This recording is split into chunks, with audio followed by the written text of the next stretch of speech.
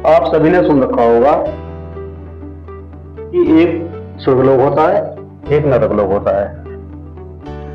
अब कुछ कर्म ऐसे हो रहे हैं जिससे नरक लोक पूरा भर चुका है और स्वर्गलोक खाली पड़ा है। नरक लोक में जो 12 खाली जगह पड़ी हुई थी वो भी फुल भर गई, उस पर भी टेंट लगा दिया और फिर भी मृत्यु लोक तक एक लंबी लाइन आ रही है। जैसे मील में 4 टो से लाइन आती है गन्ने की और एक लाइन लंबी कंटे के पास जाकर हो जाती है, ऐसे ही काफी लंबी लाइन लगी हुई है। और लाइन सीधी करने के लिए वहां सेवादार लगे हुए हैं कि सीधी रखो सीधी रखो। जब सेवादार मेरे को नजदीक आया, मैंने उससे अपनी तरफ इशारा करके बुलाया। उसने पूछा बताओ क्या बात है।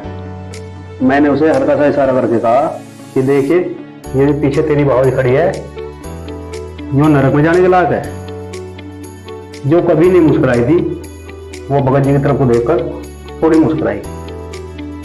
उसने हाथ का इशारा कर दिया कि ठीक है और वो सूर्य के पिता के पास गया।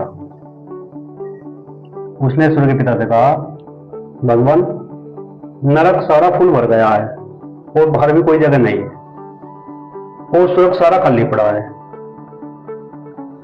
सूर्य के पिता ने कहा सेवादार से उससे कि जिसके कोई थोड़े बहुत शुभ कर्म हो, अच्छे कर्म करे हो, उसे तुम स्वर्ग की तरफ ले आओ। परमिशन मिल गई, स्वर्ग में रेस पर चल गई। इसके बाद में लैंड आती आती मैं बिल्कुल वहां पहुंच गया जहां एक सफेद दाढ़ी में बहुत लंबा साधु तख्त पर बैठा हुआ हिसाब किताब देख रहा था। उस भगत जी ने उस साधु से किसी और भाषा में बात की और मुझे दूसरी तरफ ले गया। स्वर्ग और नरक के बीच में एक ऐसी दीवार थी जो कांच की चमकती थी, लेकिन आर पार का चमकने के बाद में यूं नहीं पता था कितनी मोटी है, कितनी ऊंचाई की है इसकी। आर पार का चमकता था लेकिन उस दीवार के कोई पास नहीं जा सकता था। उसके बाद भगवान ने कहा लक्ष्मी से कि तुम ये क्या कर रही हो। हर आदमी धन के पीछे होकर इतना लोभी हो गया है कि नरक फुल भर गया है। लक्ष्मी जरा सी बात पर रुठ जाती है और कहती है कि प्रभु आप तो सोते रहते हो। लोग बाग कहते हैं मृत्यु लोग के हे भगवान हमें धन दे, हे भगवान हमें लक्ष्मी दे। यहाँ प्रभु का सोने का अर्थ क्या है हम तुम्हें समझाते हैं। महाभारत में भगवान श्री कृष्ण ने भी गीता में कहा है कि कर्ता भी मैं ही हूं और कर्म भी मैं ही हूं।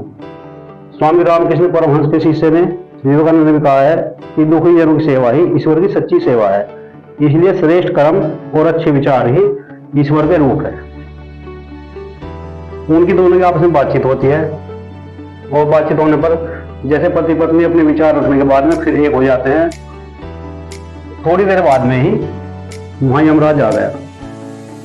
भगवान ने यमराज से थोड़ा नाराज होकर कहा कि तुम ये क्या कर रहे हो, तुम तो होश ही नहीं ले रहे, इतनी लंबी लाइन लगा दी, नरक फुल भर दिया, धीरे धीरे क्यों नहीं लाते।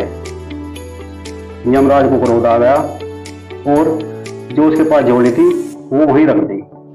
कहने लगा कि तुम्हें क्या लगता है मैं जल्दी जल्दी ला रहा हूं। मैं तो शाम के टाइम लोगों को आईसीयू में रखता हूं, वेंटिलेटर पर रखता हूं और सारी रात ऑक्सीजन लगा कर रखता हूं।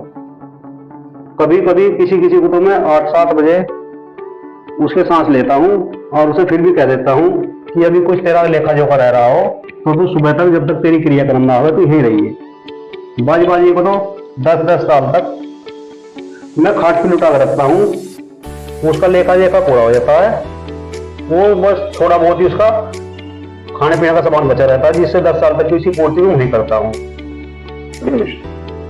मैं तो इतने धीरे धीरे कार्य कर रहा हूं और तुम कह रहे हो जल्दी जल्दी ला रहा है। ये रखी तुम्हारी जोड़ी, मैं काम नहीं कर सकता। सूर्य के पिता ने कहा कि अब अचानक आज मैं दूसरे आदमी को कैसे तलाश कर लूं, तुम एक दिन का काम कर लो। सूर्य के पिता के यहाँ एक दिन 4 युग 4-4 12 है, इतना बड़ा दिन होता है और इतनी बड़ी रात होती है।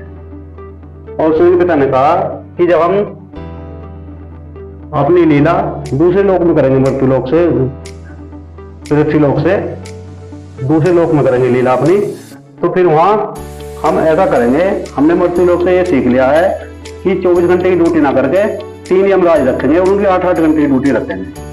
और तुम आज का कार्य पूरा करो। यमराज ने फिर अपनी झोली उठाई और चल दिया जला भुना। यमराज तो पहले ही क्रोध में था। यमराज से जरा बच कर रहना, कहीं ऐसा ना हो तुम तेज वाहन चलाओ और यमराज की नजर तुम पर पड़ जाएगी, इसलिए सावधान रहकर चलाओ। अब भगवान विष्णु भगवान के मन में उस नरक के द्वार को कम करने के विचार आए। से नरक दूसरे नरक की तरफ को उन लोगों को भेजना शुरू कर दिया। आपस में लोग मृत्यु लोक में कहने लगे, अरे अभी तो इसकी ये पन्नी चुभ रही थी और अभी इसके बच्चे हो गए। दूसरा आदमी कहने लगा, इसके तो पहले भी 2 ही बच्चे हुए थे, जुड़वा बच्चे पहले हुए थे, जुड़वा हो गए। आपस में चर्चा चलती रही और चर्चा ऐसी चलती रही। एक कह रहा, भाई फलाना आदमी तो कमरे पे किराए पर रहता है और 7 बच्चे हैं उसके। दूसरा आदमी बोल रहा, हमारे सेठ जी हैं 10 साल शादी को हो लिए। कभी डॉक्टर के पास गए, डॉक्टर ने उन्हें कोई कमी नहीं बताई। और डॉक्टर ने कहा कि भाई तुम्हारे दोनों में कोई कमी नहीं है, लेकिन तुम एक काम करो, दान पुण्य करो जाओ, और दान पुण्य करने से परमात्मा तुम्हारी ये जरूर सुनेगा। वे दोनों दान पुण्य में लग गए। दान पुण्य करने से परमात्मा को 8 तक उनकी अर्जी गई, लेकिन सुख तो खाली पड़ा था। जो सुख में 1-2 था, उसकी आने की कोई तमन्ना नहीं थी। परमात्मा ने मृत्यु लोक में देखा, हमारा जो मृत्यु लोक है, यहाँ आदमी ऋण लेने और ऋण देने, कर्जा लेने और कर्जा देने आता है। भगवान ने देखा जिन लोगों ने कर्जा उतार दिया है और अच्छे कर्म कर रहे हैं, फिर भी अपने धर्म से नहीं हटे, चाहे उनकी कितनी उम्र हो, 10 साल की हो, 20 साल की हो, 15 साल की हो, उन्हें उसी उम्र में उठा लेता है और पुराने कपड़े छोड़कर नए कपड़े पहना देता है। गरीब घर से अच्छे घर में भेज देता है। लोग बाग आपस में कहते हैं, भाई वहां भी अच्छे का ही जरूरत है, वहां भी बुलावा अच्छे का ही है। वहां जरूरत नहीं है, इसी संसार में अच्छे लोगों को जरूरत है, बुरे लोगों को वहां भी जरूरत नहीं है। आदमी कहते हैं, भाई इसका तो कोई बुढ़ा होगा, ऐसे तो इसका टाइम आया नहीं, लेकिन अच्छे लोगों की जरूरत है। इसलिए जो थोड़ी उम्र में चला जाता है, परमात्मा को पता है यहाँ दुखी है और यहाँ से अच्छी जगह दूसरी में भेजा जाएगा, इस तरह से वो वहां भेज देता है। अब श्लोक में क्या होता है, जब दूसरी जगह हमें भेज दिया गया तो वहां भी मन ही हमारे से लेकर आ जाए। मन ही वहां सब कुछ है, जैसे मन में चाहोगे, जैसे घूमोगे। जिस ब्रह्मांड का कोई आदि अंत नहीं है, मन जहां चाहे जब घूम लेगा। और ब्रह्मांड में घूमते घूमते हमारी पृथ्वी ऐसे चमकती है जैसे हाथ में तिल, वो भी कभी कभी। और वहां ऐसा हो रहा है सिस्टम कि जो तुम मन में चाहोगे, जो भी विचार करोगे, आदि पिछली आगे पीछे कैसी बात हो, वे सब याद आ जाती है और सब दिखाई देती है। वहां चर्चा चल रही थी कि भाई जो भी भारत में जाएगा उसे भारत का प्रधानमंत्री बनाया जाएगा। एक लड़का